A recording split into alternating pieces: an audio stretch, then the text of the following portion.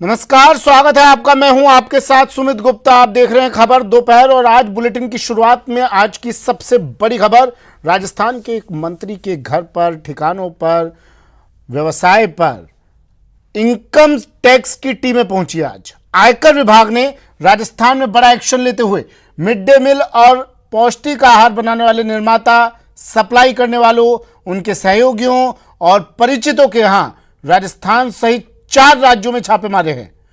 खास बात यह है कि छापेमारी की जद में गृह राज्य मंत्री राजेंद्र यादव भी आ गए हैं। उनके ठिकानों पर भी छापेमारी की जा रही है। कोटपुतली में पैकिंग फैक्ट्री में छापेमारी की एक कार्रवाई जारी है। ये 4 तस्वीरें टीवी स्क्रीन पर, जहां आईटी की रेड जारी है। सुबह से एक कार्रवाई लगातार बदस्तूर जारी है। इनकम टैक्स डिपार्टमेंट की टीमें यहां पहुंची, घर पर और व्यवसाय पर, और जगह जगह इन 4 तस्वीरों के जरिए समझिए, ना सिर्फ राजस्थान में बल्कि दूसरे राज्यों में भी जहां जहां संबंधित व्यक्ति के व्यवसाय वहां पर है, वहां भी इनकम टैक्स डिपार्टमेंट के आयकर विभाग की टीम पहुंची और कार्रवाई जारी है। जयपुर, कोटपुतली, भीलवाड़ा और उधम सिंह नगर में आयकर विभाग का छापा। बड़ी खबर।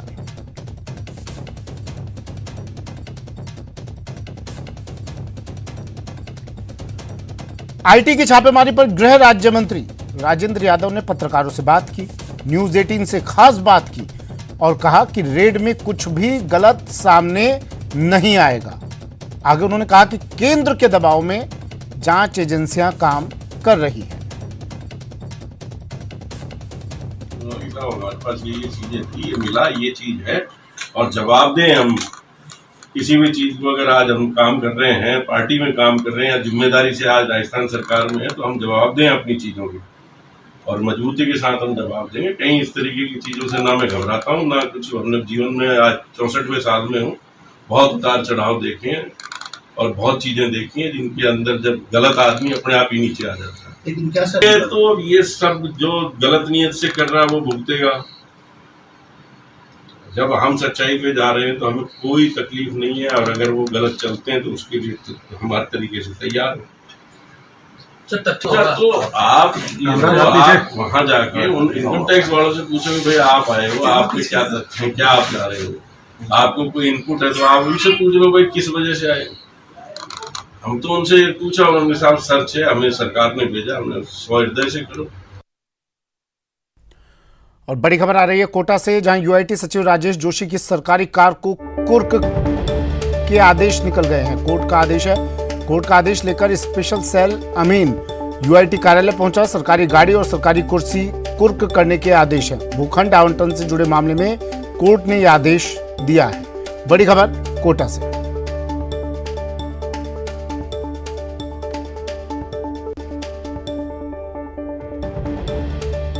कोटा से इस वक्त की बड़ी खबर। यूआईटी सचिव राजेश जोशी की सरकारी कार कुर्क कोर्ट का आदेश लेकर स्पेशल सेल अमीन यूआईटी कार्यालय पहुंचा है। कुर्की का आदेश है। सरकारी गाड़ी और सरकारी कुर्सी कुर्क करने के आदेश हैं। भूखंड आवंटन से जुड़े मामले में कोर्ट ने यह आदेश दिया है।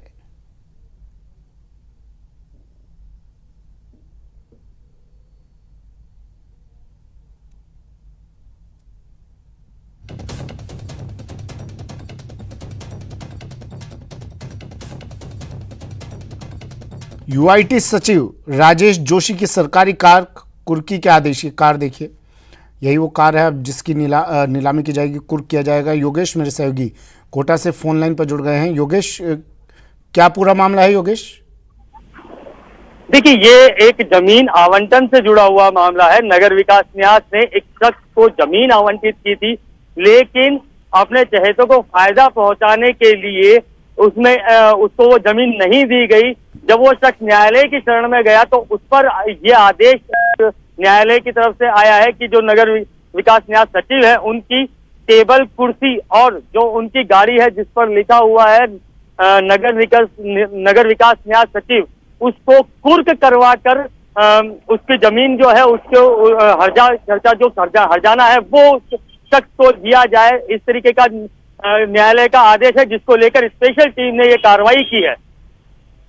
जी, और ये कार्रवाई की गई है, उनकी आमीन पहुंचा है वहां पर आदेश लेकर कुर्की का। क्या मुलाकात हो पाई यूआईटी सचिव से, राजेश जोशी से उनकी, और ये आदेश उनको हैंडओवर कर दिया गया? जी बिल्कुल, बताना चाहेंगे कि जब ये टीम वहां पर पहुंची तो नगर विकास न्यास सचिव वहां पर मौजूद नहीं थे, लेकिन वहां पर ये आदेश को चस्पा कर दिया गया है और फोन पर बात करके उन्हें ये बता भी दिया गया है कि आपकी जो गाड़ी है और जो आपकी टेबल कुर्सी है उन्हें कुर्क किया जाएगा। तो इस आदेश के बाद बारे में नगर विकास न्यास सचिव राजेश जोशी को पता है और हम लोगों ने राजेश जोशी से बात करने की कोशिश भी की, लेकिन फिलहाल वो मीडिया के सामने नहीं आए हैं। हम लगातार उनसे संपर्क करने की कोशिश कर रहे हैं, लेकिन शुक्रिया योगेश तमाम जानकारी के लिए।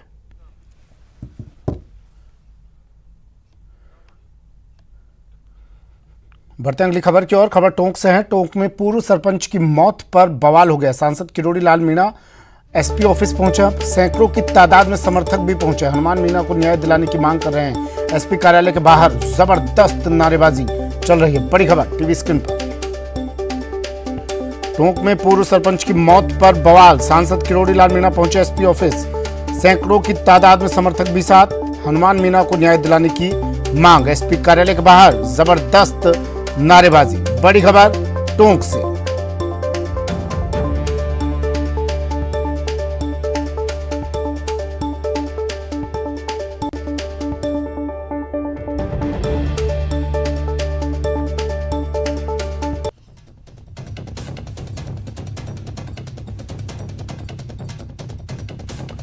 टोंक में पूर्व सरपंच की मौत पर बवाली तस्वीरें भी देखिए। हंगामा, नारेबाजी। एसपी कार्यालय के बाहर की तस्वीरें।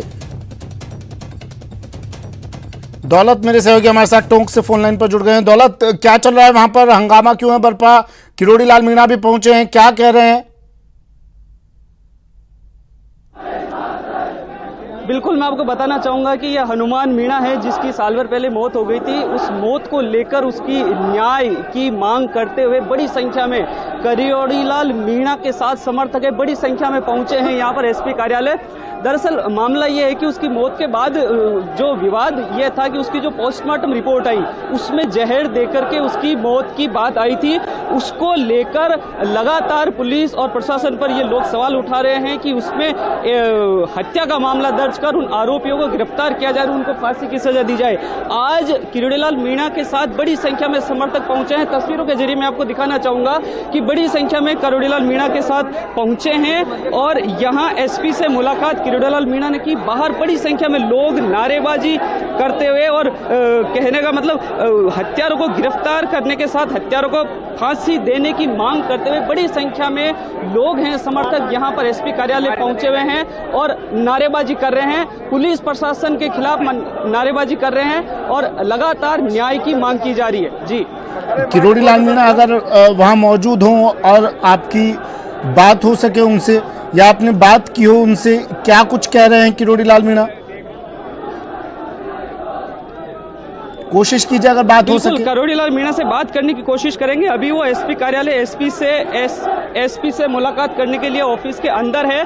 भारी संख्या में समर्थक बाहर नारेबाजी कर रहे हैं। जैसे ही वो बाहर निकलते हैं क्या कुछ बात हुई, लेकिन उनकी यह कहना है कि हनुमान मीणा की हत्या के बाद पुलिस जो है उसको हत्यारे जो जिनके खिलाफ नामजद मामला दर्ज है उनको गिरफ्तार किया जाए और हत्या का मामला दर्ज किया जाए। कुल मिलाकर के जो नारेबाजी वो लगातार जारी है और किरोड़ी लाल मीणा वो एसपी से बात कर रहे हैं और कोशिश की जा रही है कि इस मामले को आगे मतलब हनुमान मीणा की जो हत्या का जो यह मामला है वो उसको पुलिस। चलिए, शुक्रिया तमाम जानकारी के लिए। बढ़ते हैं अगली खबर की ओर। दिल्ली में राजपथ का नाम कर्तव्य पथ करने के प्रस्ताव को अनुमति देने के लिए नई दिल्ली नगर पालिका परिषद यानी एनडीएमसी ने एक विशेष बैठक की और इसके बाद अब एक अधिसूचना भी जारी की जाएगी। अनुमति मिलने के बाद इंडिया गेट पर नेताजी की प्रतिमा से लेकर राष्ट्रपति भवन तक का पूरा क्षेत्र कर्तव्य पथ के नाम से जाना जाएगा। ब्रिटिश काल में राजपथ का नाम किंग्सवे नाम से जाना जाता था।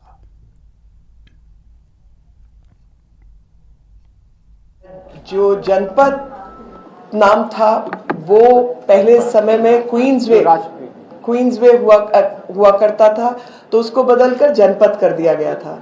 लेकिन जो राजपथ है उसका जो पहला नाम है वो किंग्सवे हुआ करता था, तो किंग्सवे का नाम बदलकर राजपथ किया गया।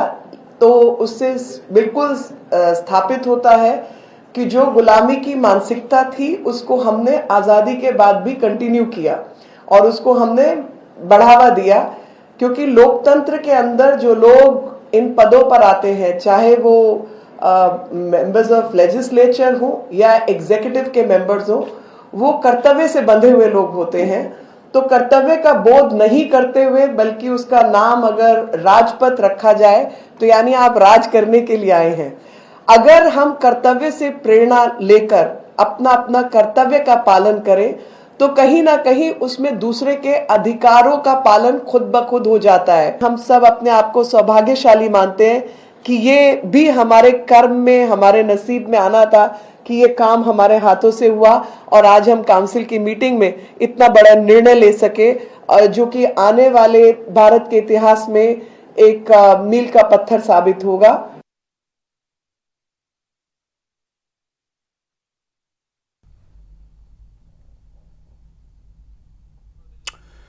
दिल्ली में राजपथ अब कर्तव्य पथ के नाम से जाना जाएगा। कर्तव्य पथ कैंपस की शानदार तस्वीरें मीडिया में शेयर हुई हैं।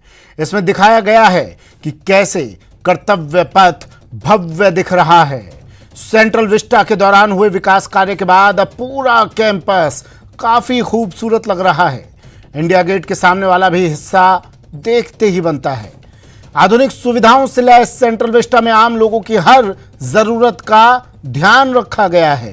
पीएम मोदी 8 सितंबर को इसका उद्घाटन करेंगे। सेंट्रल विस्टा में 16.5 किलोमीटर पैदल रास्ता होगा, 400 से ज्यादा बैठने के लिए बेंच, 16 वॉकवे ब्रिज होंगे और सड़क पर जाम ना लगे इसके लिए अंडरपास भी बनाए गए हैं। बता दें कि प्रधानमंत्री नरेंद्र मोदी 8 सितंबर यानी कल सेंट्रल विस्टा एवेन्यू का उद्घाटन करेंगे। आम लोगों के लिए सेंट्रल विस्टा 9 सितंबर से खुलेगा। आपको बता दें कि इंडिया गेट से राष्ट्रपति भवन तक राजपथ के दोनों तरफ के क्षेत्र को सेंट्रल विस्टा कहते हैं।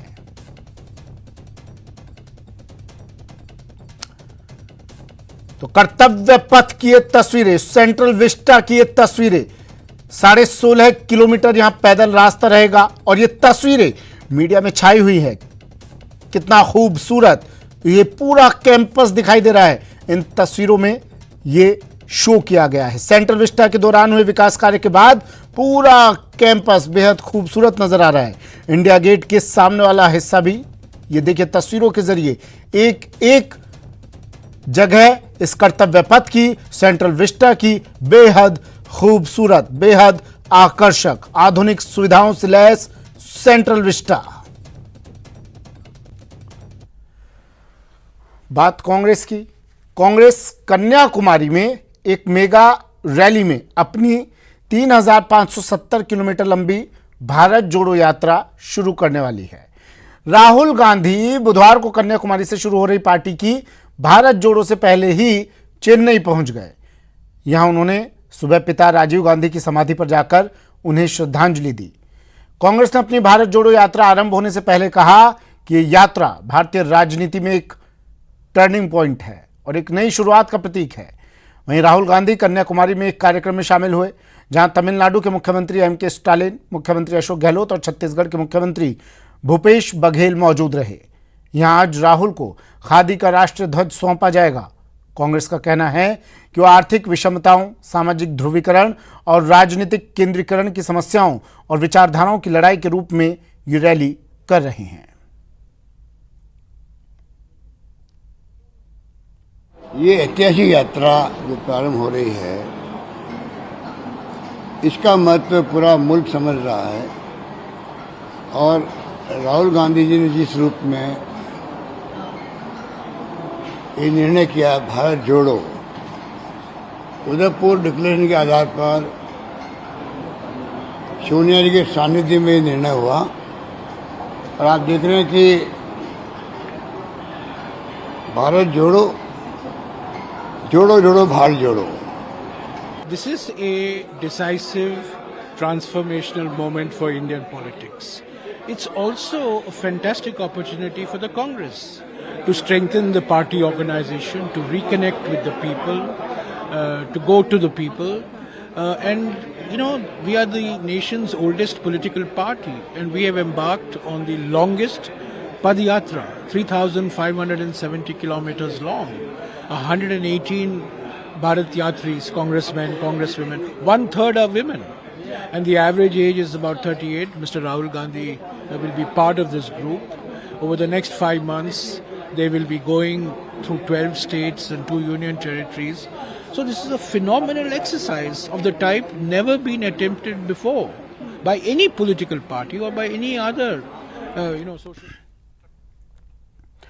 कांग्रेस की भारत जोड़ो यात्रा को लेकर आज पलटवार भी शुरू हो गया। बीजेपी ने भारत जोड़ो यात्रा पर निशाना भी साधा है।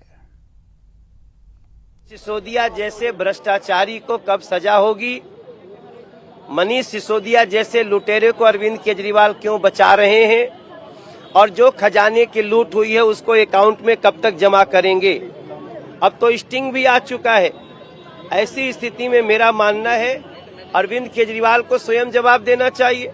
वो तो अभी दिल्ली छोड़ करके हिसार चले गए। हिसार गए हो तो शराब घोटाले का वहां भी किसी मीडिया को बता दो कि इसके ऊपर। आज कांग्रेस कन्याकुमारी से भारत जोड़ो यात्रा शुरू करने वाली है, तो बीजेपी ने राहुल गांधी की भारत जोड़ो यात्रा पर तंज कसा है। बीजेपी ने कहा कि गांधी खानदान और कांग्रेस पार्टी ने देश को जाति, पंथ, मजहब के नाम पर विभाजित किया। देश उनकी गलतियों की सजा भुगत रहा है। राहुल गांधी नेता के तौर पर विफल साबित हो चुके हैं। एक बार फिर जनता के बीच उन्हें लोकप्रिय बनाने की कोशिश पार्टी कर रही है, जो अब सफल नहीं होगी।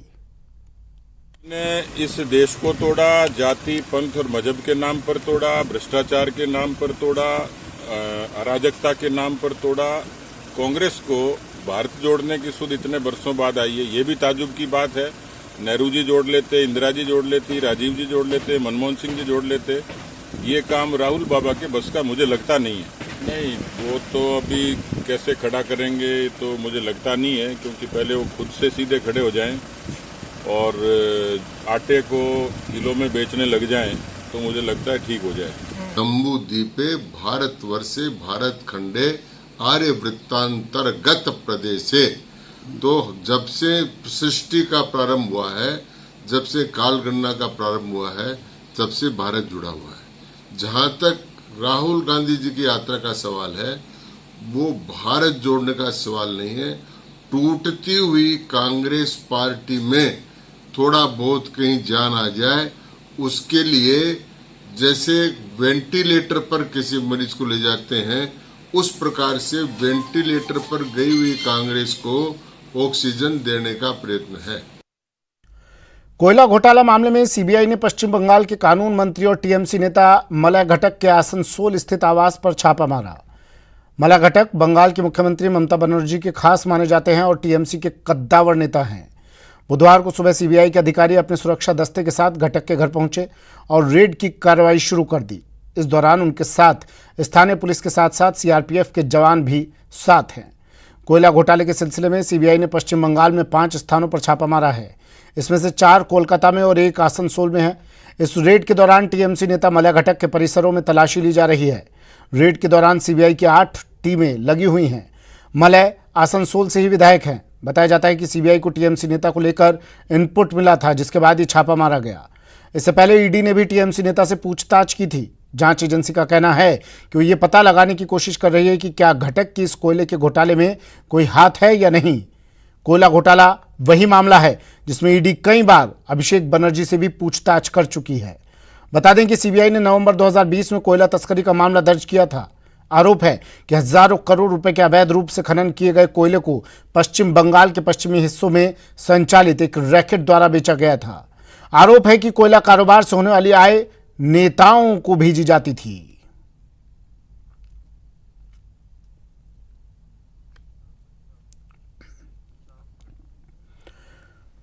मूसलाधार बारिश की वजह से सिलिकॉन सिटी का हाल बेहाल हो गया है। बेंगलुरु में पिछले 1 हफ्ते से हो रही भारी बारिश के चलते कई जगह बाढ़ जैसे हालात हो गए। बारिश के चलते जनजीवन अस्त व्यस्त हो चुका है। बेंगलुरु में कई इलाकों में पानी भर गया है। वहीं आईएमडी ने बुधवार और गुरुवार के लिए येलो अलर्ट जारी किया है। Can't commute outside to the schools. Office was given shut down for those who are working on this outer ring road, and school buses all got stuck when on Monday. Then the kids were ready, and it was very much difficult for us to coordinate with the school people. And exams are going on. They postponed the exams after 1 week, and now they are doing online class again. And right now the situation is very bad because everyone has to suffer when evening time when it rains, and that time everyone has to be here to wait for a bus. Not even a single bus are standing here. They are all crossing from here, right? And the challenges is we just suggest government to make it proper. Bihar में इन दिनों शादी ब्याह में या किसी भी समारोह में अपना वर्चस्व दिखाने के लिए लोगों के द्वारा गोली चलाना और तमंचा लहराना आम बात हो गई है। लोग इसे अपने स्टेटस सिंबल से जोड़ के भी देखने लगे हैं। वहीं फिर से मुंगेर में फायरिंग का एक वीडियो सोशल मीडिया पर वायरल हो रहा है। बताया जा रहा है कि इस वीडियो में दिख रहा शख्स उप मुख्यमंत्री है, जो आरजेडी सरकार के आने की खुशी में फायरिंग कर रहा है। तस्वीरों में देखा जा सकता है कि पहले एक युवक मिठाई लेकर घर में घुसता है, तभी उप मुख्यमंत्री राइफल हाथों में ले लेता है और फिर वो 1-2 नहीं लगातार 5 बार हवाई फायर करता है।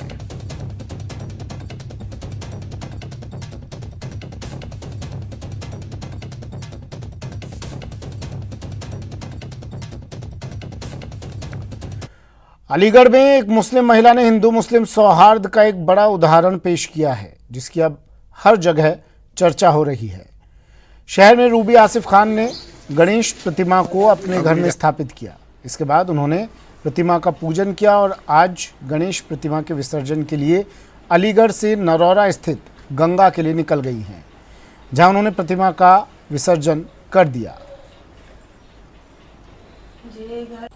मैंने भगवान गणेश जी की मूर्ति स्थापित की थी 31 तारीख को। तभी से ही ये फतवे जारी हो गए मेरे ऊपर मौलानाओं के कि ये हिंदू बन चुकी है, इनने अपने यहाँ मूर्ति रख ली, इसे इस्लाम से खारिज करो और परिवार को जिंदा जला के मारो, इस तरीके की धमकी हैं। और बाहर निकलती हूँ तो उल्टे सीधे कमेंटबाजी करते हैं कि देखो ये हिंदू जा रही है, हिंदू बन चुकी है। लेकिन मुझे इनके फतवों से और इनसे मौलानाओं से कोई डर नहीं है।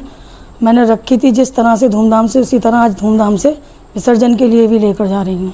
अच्छा, आपने सुरक्षा की मांग किससे की थी? जी, मैंने सुरक्षा की मांग की थी जिला प्रशासन से कि नहीं, अभी कोई सुरक्षा नहीं मिली। लेकिन हाँ, 2 कांस्टेबल कभी मतलब कोई ना कोई आके बैठ जाता है। अच्छा। हाँ, 2 घंटे के लिए, 1 घंटे के लिए, 3 घंटे के लिए कोई भी आके बैठ जाता है चौकी थाने पे से। चलिए, बुलेटिन में फिलहाल इतना ही। दीजिए इजाजत। नमस्कार।